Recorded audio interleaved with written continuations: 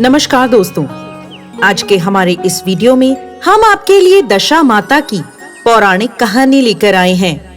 एक समय की बात है, किसी गांव में एक बूढ़ी ब्राह्मणी अपने बेटे के साथ रहती थी। उसका बेटा काम धाम कुछ नहीं करता था, सदैव दोस्तों के साथ इधर उधर घूमता रहता था। एक दिन ब्राह्मणी अपने बेटे से बोली, बेटा कुछ काम धंधा करो जिससे हमारा घर चल सके। मैं बूढ़ी हो गई हूँ, अब मुझसे और काम नहीं होता। तब वह लड़का गांव के सेठ के पास गया और काम मांगने लगा। तब सेठ ने उसे पशु चराने का काम दे दिया। अब वह सेठ जी के पशु चराने लगा। एक दिन पशु चराते चराते वो नदी के घाट पर गया तो उसने देखा कि वहाँ कुछ स्त्रियां दशा माता का घड़ा ले रही थी। उनके पास एक घड़ा अधिक था तो एक स्त्री ने लड़के से कहा, हम सभी दशा माता की पूजा करने के लिए उनके घड़े ले रहे हैं। हमारे पास एक घड़ा ज्यादा है, क्या तुम ये घड़ा लोगे? लड़का बोला, ठीक है, दे दो। यह सुनकर उस महिला ने लड़के को वो घड़ा दे दिया और कहा, इसे घर ले जाकर अपनी माँ को दे देना और कहना इसका पूजन और व्रत करे।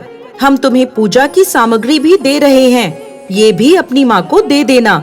लड़के ने घड़ा और पूजा का सामान ले लिया और घर ले जाकर अपनी माँ को दे दिया। माँ पूछने लगी, ये सब तू कहाँ से लाया है? लड़के ने सारी बात अपनी माँ को बता दी। ब्राह्मणी बहुत धार्मिक स्वभाव की थी। उसी दिन से उसने दशा माता की पूजा करना प्रारंभ कर दिया। 9 दिनों तक कथा कहानी करी। 10वें दिन उसने घड़े की पूजा की तैयारी करी और अपने घर को लीपने लगी। उसी समय दशा माता एक वृद्ध महिला के रूप में उसके द्वार पर आकर खड़ी हो गईं और पूछने लगी, क्या कर रही हो बहन? ब्राह्मणी बोली, आज मेरे घर दशा माता का पूजन है, इसलिए घर लीप रही हूँ।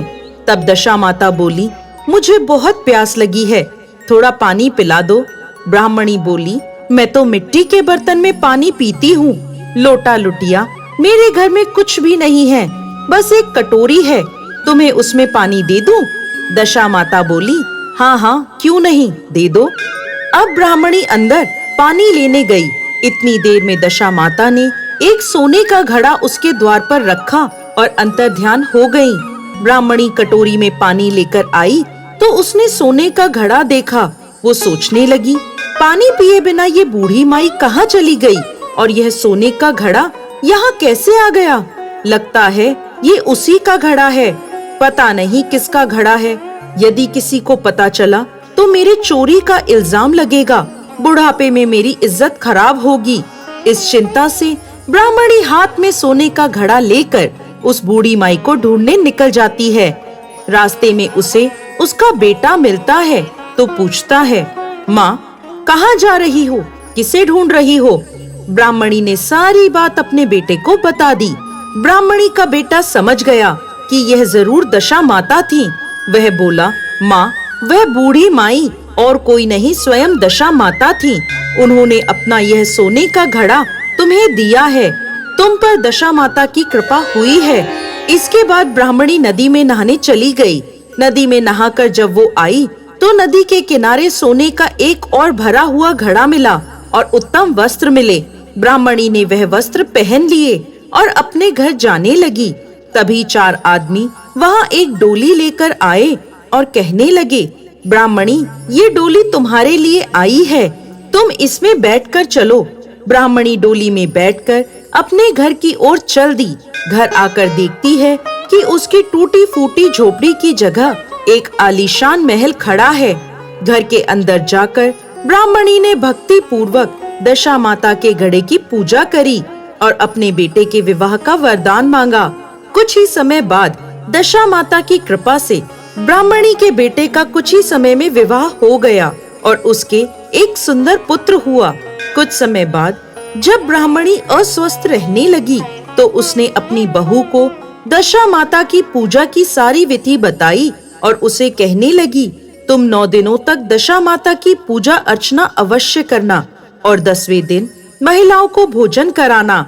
आज हमारे जो भी ठाट बाट है ये सभी दशा माता की कृपा से हुआ है। कभी भी कोई भी वृद्ध महिला यदि द्वार पर आए तो उसे दशा माता मानकर उनका आदर सत्कार करना।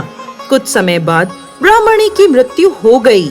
इसके बाद दशा माता वृद्ध महिला का रूप लेकर बहू के पास आईं।